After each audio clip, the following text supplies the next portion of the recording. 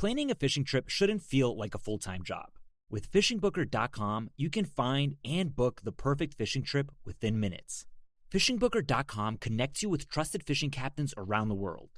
Booking is fast, easy, and secure, with access to verified customer reviews, loyalty rewards, and around-the-clock customer support. Everything you need to book with confidence is in one place. So head to FishingBooker.com and start planning your next fishing adventure today. Scree Gear is more than apparel. It's a tribute to the relentless, the tireless, the true guardians of the wilderness. It's for those who seek not just a game, but a legacy. Not just a sport, but a way of life. In our gear, you're more than a hunter. You're a story, a tradition, a legend in the making. Scree is your journey, your triumph, your success.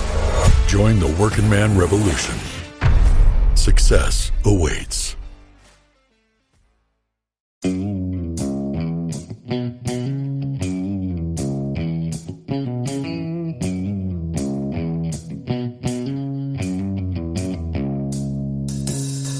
All right, welcome back to the Survival and Basic Badass Podcast with Kevin and Chuck. Today, we're going to talk about being alone in the wilderness. Now, there's a TV show called Alone, and it kind of captures the idea. These people are given some supplies, and they're sent out, but they're in a reasonably new environment to them. Definitely somewhere they haven't been before. And they're basically left with those supplies, and they compete to who can stay out the longest. And I kind of wanted to use that as like a jumping off point to, ideas of things you might face when you're actually confronted with real survival, with really being out there and kind of that bushcraft kind of mentality. And some ideas that worked, some ideas that didn't work, and basically kind of to help you out with the mindset also of how to get there. Because I think that's a big part of it. Going at it with the right mindset and not defeating yourself or not getting overwhelmed can really have a big impact on how things turn out for you and how, survival in the wild is really going to go. Kevin, thoughts? Yeah, I actually just got back from You were hike. surviving in the wild? Yeah, I was out there. I mean, I wasn't really surviving. I was just hiking, but I was thinking that I could probably go, at least through the summer, just sticking up random hikers for their granola bars. Right. But that's not really surviving, surviving on your own. It's surviving, but it's not thriving. Right. There's a lot of snow up there still. So, okay. I'll post some pictures on the Facebook website of the hike, but it was, there's certain environments that you really cannot survive in unless you're prepared, unless you're set up out there. You're not going to survive in Alaska in the winter if you just hike out there and try and forge your own way with a a survival knife and a rifle. It's just not going to happen. Yeah, unless you're pretty much master trapper. Right. Making do in the I guess you're probably dressed for the occasion if you're out in Alaska, but Alaskan winter, that's something tough to walk into in the spur of the moment. Right. But a lot of the problems I see is with a lot of the survival shows is they show you some basic tricks of the trade and the figure four traps, with the rocks that, you put your granola bar, piece of your granola bar in there, and a mouse comes in and the rock falls on them. That's great and all, but you caught a mouse. That's not going to bring you, pull you through the winter. You really have. You're to not going to make it through on a mouse. No, that's about 20 calories. It's just not going to do it. Okay. You really have to have some skill and some talent going into things. and you have to really get prepared and get started. So I think really the big idea, the theme of the show, if you're going to survive in the wilderness, you really have to have some experience and some practice at a time. Yeah. And just bow hunting in the woods by your house, or doing some hiking, that's all well and good. But a lot of it is trapping. A lot of it is being happy with being out there. It's great for a week or two, but a lot of people, after that, they really start missing their interactions with other people. Right. And, you have to be prepared for it. Who would do really well is Todd. I get the impression from him. Trucker. Yeah, I get the impression from him that he doesn't like anybody anyway, so he's probably good. He'd probably be good out there. Nice. Oh, that's. But I mean, the truth of the matter is, it's a lot more difficult to survive out in the wilderness by yourself than it would be, if you have a partner, your wife, or maybe you and your kids or something like that. You have to really have some other people to count on. Yeah. Now that definitely would help. There's a lot of things that'll catch you off guard when you come down to it. You had mentioned, it's one thing to, shoot a bow and arrow in the woods or something like that. But once you get out to it, I know we had talked about in the past, because we actually applied some of these principles, and when everything's wet or it's been raining, try and start a fire, that kind of thing, or where you just kind of can't get ahead of the moisture and the dense wetness in the air, when you have real high humidity and things like that. These are things, you're like, I could always start a fire. That's nothing. And yeah, I did it with a bow drill, and I'll just light one and I'll just leave it running all the time. Well, yeah, that's good if you have enough dry wood to just leave it running all the time, or burning. And starting a bow drill when you're burning calories, looking for food, and running around crazy every single day, all day, and things are taking a toll on you, and being able to use a bow drill when it's damp out and you're spending 2 hours to get a fire going, that's something different than, what you're maybe used to. And, and what happens on the day when there just aren't any squirrels or anything around that seems to be, that you can eat. And the foraging, you think, I'm just going to walk and pick up. Look, I can recognize 10 plants that are edible to me. And that may work, but if you're really walking for them, it may not work. Right. You might end up burning more calories looking for it than you're going to get from consuming it. And, there's a lot of edible plants. There's a lot of stuff that you can, you can survive off of. But if you only know 5 or 10 plants like I do, you might be hard up pretty fast. Right. And the plants that are they something that can really sustain you, That's the thing is, garlic mustard. Yeah, I can go, find those flowers all over the place. Yeah, what? You get 3 or 4 handfuls? Is that really going to be the calories that you need to survive? Especially when you're building a shelter, gathering firewood, scouting out new land and looking for, stuff to survive. These are things where if you really want to be the wilderness prepping bushcraft guy, if you will, you need to start looking at these things, start applying these things, and really finding out what works. Because people do it. There are people who live in Alaska in the middle of nowhere, and there are people who last all, winter long trapping and things like that. It happens. It's doable.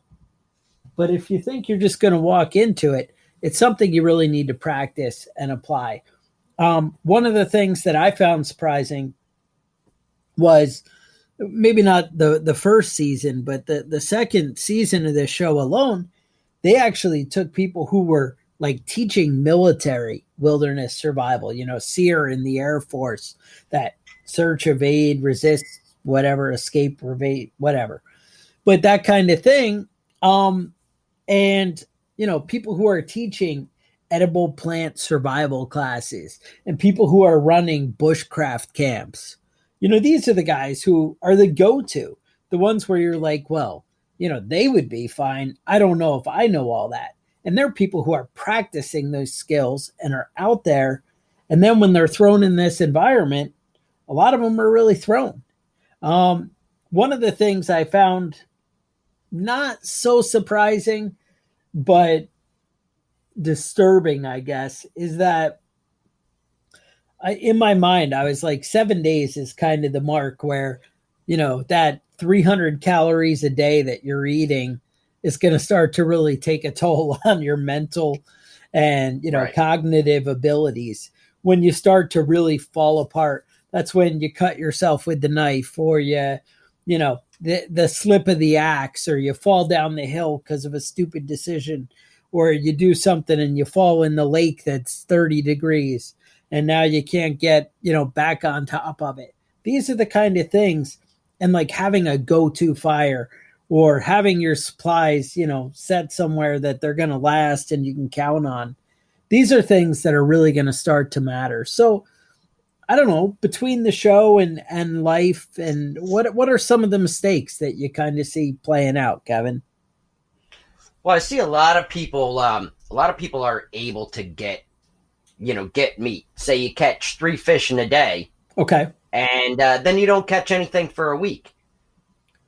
If you aren't able to smoke that meat and have it prepared to store for, for a few days, fish, it just isn't going to last that long.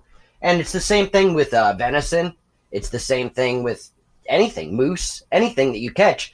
If you're not able to preserve that meat, it's not going to do you a whole lot of good. Right. Getting a deer that provides you, say, 40 pounds of meat, that's not all that beneficial. You can eat today, but you're not going to be able to make it last and spread it out if you're not able to smoke the meat and preserve it in some way or another. Or you can eat today and the coyotes can eat tonight. Is that how that works? That's right. That's right, man. Yeah, that was, one of the guys was able to smoke his fish and then buried it in the sand and did a nice job preserving it. And even with that, he's like, oh, I'll be good for 2 or 3 days. I don't even think in the episode I watched, he even went back to it. They didn't show it. I mean, I believe he went back to it, but they didn't really address it. So I actually don't know that it paid off for him. But another thing, like these guys, the show, they were out in Vancouver Island, and that's up north of Washington State kind of thing, right? And so one of the things that they came across is there's some serious predators out there. You got a lot of bears, you have a lot of wolves, and I guess what was it, cougars? Was that the other one? Yep. Their third predator? And one, as far as I went, we didn't really see a real threat by the animals. I mean, the animals were definitely curious. They were coming in and they had these people terrified. And I got to tell you, wolves would have me terrified. If I don't have a gun, or pretty much a gun, even if you gave me a compound bow and you put me out with a pack of wolves, I don't feel like I would feel safe. I gotta say, I'm not that guy, but they also, I feel like their shelters, a lot of the guys didn't seem to, if they're worried about security and safety, a lot of people, I don't think we're putting the thought into that, into a secure structure and something. I mean, I got to tell you, you're not going to build a secure structure completely secure quick overnight. It's going to be tough, but it is something you can get done in the first week, and hopefully you're enough of a new threat to the environment that the animals aren't feeling so confident to come in and check it out, hopefully. Right. You and hopefully your roaring fire. One of the things I was considering, and I started looking around and I didn't see anybody doing it. So you may find big flaw with this, and a lot of you may, reach out on the Facebook group or whatever and tell me about how I'm wrong. And I very well could be. I don't know. But I got to tell you, I feel like if I was super scared of bears and wolves and cougars and things like that, I feel like I'd want to make a shelter that's above the ground, like 5 feet up or something like that. Now, here's the thing. Right. You're going to say, well, whoa, Chuck, bears can climb trees and the cougars are cats. They just jump right up and eat you. And, the wolves, I don't know, you might have an edge on the wolves. Well, one, the wolves as a group are something that scare me. So being up there sounds good, right? Two, even though bears, you see them in the tree, they climb trees, I have no problem, no disputing there. But the thing is, I think it takes away some of the curiosity factor, the wandering around, and they're not going to feel threatened by you when you're up and out of the way as much as they are when they kind of stumble into you and you catch them off guard. And I think you might just have that safer edge by being a little away, where if I feel like there's a lot of predators where I am, being up off the ground really seems like, something I would be into, where I'd want to stay a little out of the way. And I started thinking about how I'd do a shelter like that. And I think just building like a tent platform, between like 4 trees, where you just run a pole on all the corners, this isn't rocket science. This is something that can be done. I think the bonus is what you could do is you could stack your firewood underneath it. Because that's one of the things that I see these guys, they're in a really wet, damp environment. And nobody, I think I saw one person out of both groups that they showed actually building a shelter for their firewood and finding a way to keep wood dry and drying out so it's there all the time. I think if you had the above ground, you have a shelter kind of underneath to protect your firewood and your stuff like that. I think that could be huge as an asset. And even if I'm totally wrong on the off-ground shelter, coming up with somewhere to keep your firewood dry is a brilliant idea. And I think you guys, may want to think about that as you go into survival. Because once stuff gets wet, it is tough to get around it. Right. And it can be really hard. Another thing that comes to mind, now these guys were given like tarps, and I think you're going to have a hard go of a quick shelter without some kind of tarp. But on the flip side, I think that the key one, if you're going to use earth for, and even debris as part of your roof or coverage, you need to go thick. Like, think like, if it's leaves or something like that, it might take a couple of feet of dried leaves to, be water even resistant.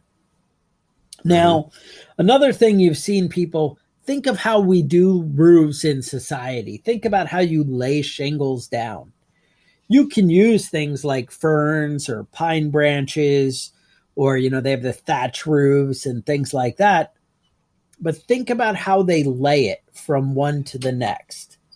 That's something you're going to need to do, where you really, kind of plan it out and lay stuff down in a structured way to, help spread the water onto the next. Another thing, if you're building a shelter in an area where rain and moisture is going to be a concern, you're going to want to have it set up so that your roof is steep and has a decent pitch to it. Because something flat, unless you have a tarp or something that is absolutely waterproof, you're going to run into problems. And it's going to start leaking, and you're going to be wet, And when you're cold and you're wet, things don't go well. And morale definitely starts to take a turn. Yeah, the pitch of the roof of a survival shelter is really a big deal.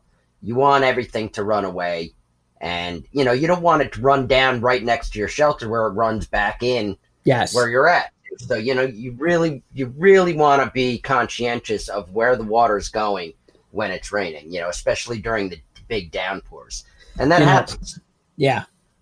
Yeah, are you going to be in the channel, on the hillside where the water is coming down and right into your camp?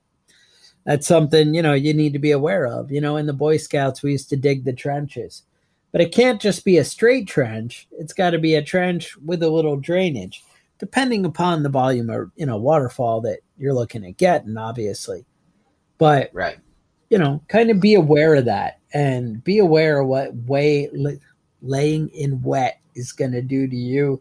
And hopefully, the other people with you and what it's going to do to morale, So just something to keep in mind. And, it's a big deal. Being wet all the time is awful. It's just miserable. And once you get your socks wet, your boots wet, your clothes wet, it's hard to get those things dry again.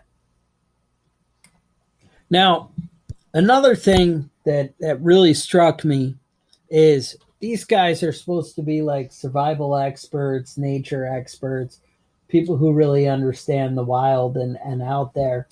But a lot of them are like, well, I'm not from this area, or I haven't grown up in these woods, or I don't know the area.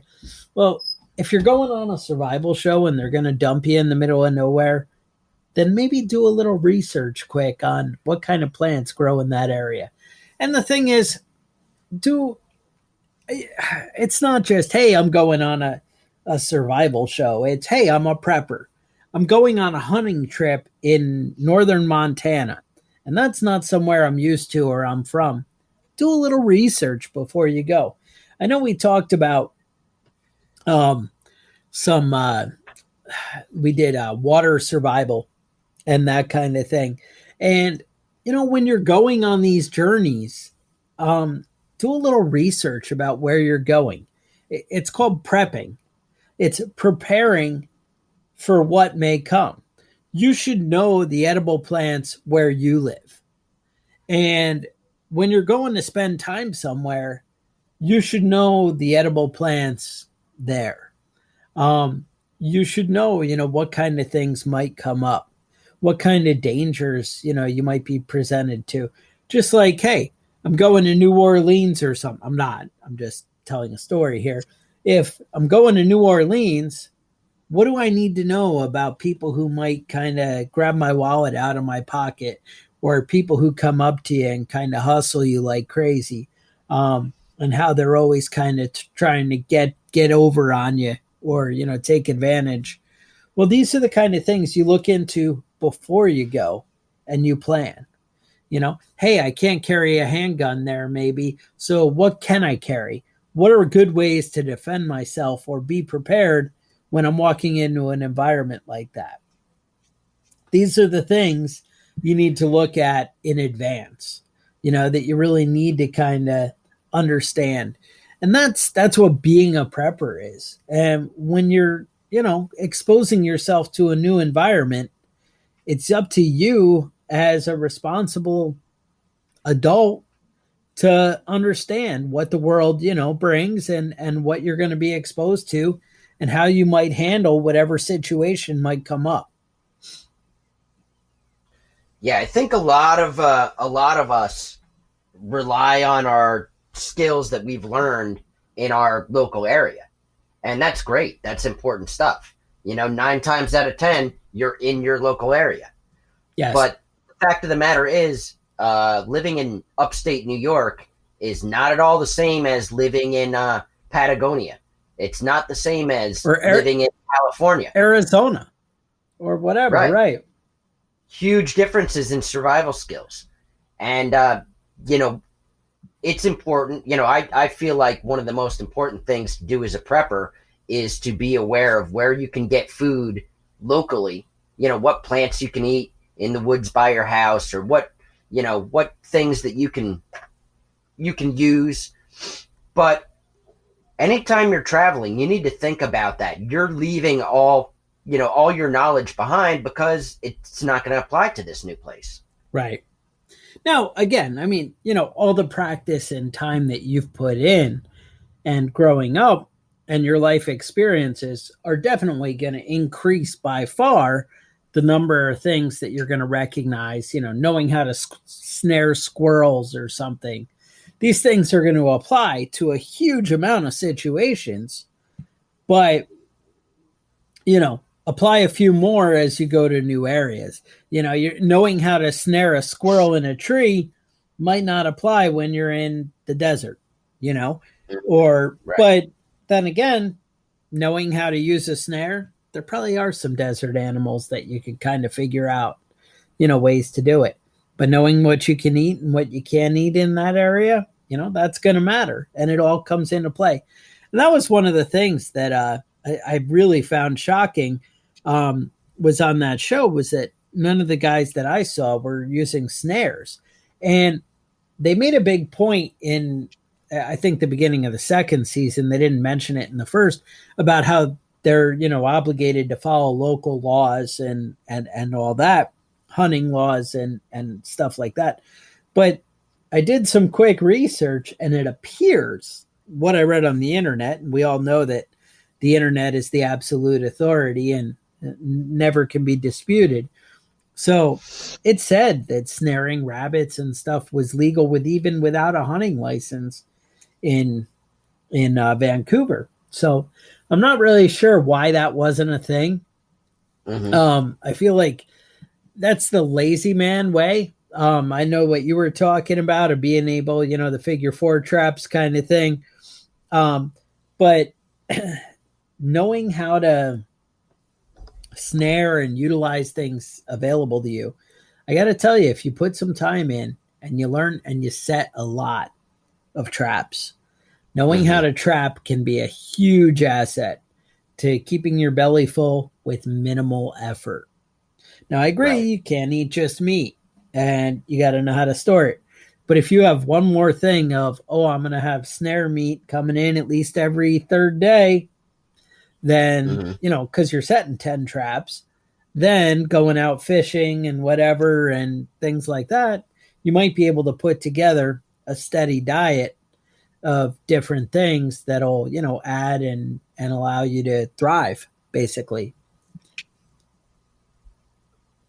Yeah, I think there's a big difference between trapping when you get to go back to your house every night and you've got a belly full of grocery store food and being out there and being starving and praying to God that something is in your traps. Yes. You really need to be conscientious of your resources and storing your resources so that you don't lose it. One of the episodes I saw, the guy had killed a moose, and moose has some fat on it, and he took some of the fat off and he stored it in a can and he buried it. And next day he came out and a wolverine had smelled it, dug it up, and ate all his fat. And that sort of loss is a big hit. When you think you've got these calories that you can count on, right, and something else out there already tracked it down and stole it, there's no way to, you have to really prepare for that sort of stuff too, where you've got things stored and a bear came along and dug it up and ate it. You really have to be conscientious about protecting things that you've acquired and storing it, because those animals that are living in that forest are a lot better at surviving than you are. They've been doing it a while? They've been doing it a while, man. Yeah, no, that's it. I mean, if they're getting away from the coyotes and the foxes and the the cougars and the bears. So, they've been trying to avoid the bear using them as toilet paper for a long time. So, right. That's the thing, is just start applying your skills. Go out, put your hands on the ground, do something, where you're actually getting dirty and you're really, having to. The thing is, I guess it comes down to having to count on your skills, Right. And seeing where you fall short. I know at work, I'm a maintenance guy. I'm an electrician with big machines and whatever in an industrial setting. And we work on like hundreds of different machines. And I actually, when trouble calls come in, it's usually me and a couple other guys. And when a trouble call comes in, I'm like, hey, you know what? I'm the new guy. Let me go by myself and let me find out where I fall on my face. Let me see where things fall apart for me, instead of when you're doing it with somebody else and it's easy. And I guess I mean that of when you're doing it with the safety net of your house and your other resources available to you, it's not the same. Mm-hmm. When you go out and you're all on your own, you see where you fall apart. And that's the kind of thing that you need to do to start, elevating your skills to the next level. I guess that's how you do it, is by really testing them. Testing them is one, how we learn, because you see where it falls apart. You see what doesn't work. You see the little step that you're overlooking. You see about, where things can get you into quicksand and things fall apart. That's what we need to do with our prepping, and that's what we need to start doing with our skills. Mm-hmm. And that's right. How we can start improving and moving up to the next level. And let's all just put a little effort into moving up to the next level, because we sure thought that the world wouldn't turn the way it is. And as we've seen in the last 3 or 4 months here, the world can definitely take unexpected turns. And that's why we prepare. And let's all just step up our preparations just a little bit and kind of try and take them to the next level. And especially if you're staying at home and having the free time, maybe work on those bushcraft skills. So, right. Because you can store, years worth of food, and that can all be gone tomorrow, with one big disaster. But the skills that you learn, you can take those with you wherever you go. And I think that's a big thing that's overlooked in the prepper community, is the skills on, in different aspects of survivalism.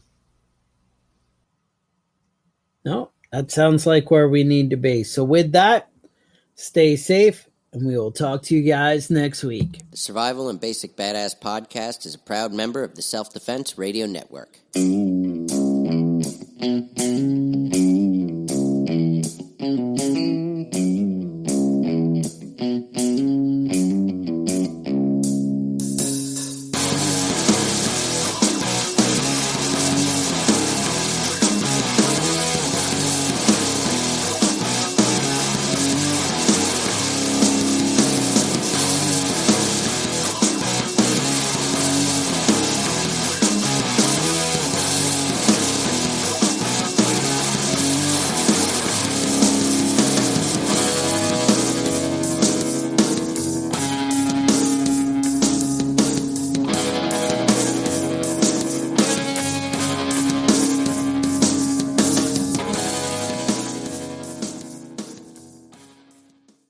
Planning a fishing trip shouldn't feel like a full-time job.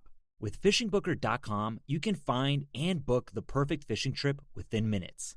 FishingBooker.com connects you with trusted fishing captains around the world.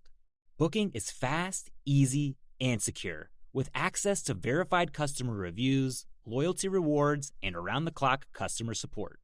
Everything you need to book with confidence is in one place. So head to FishingBooker.com and start planning your next fishing adventure today.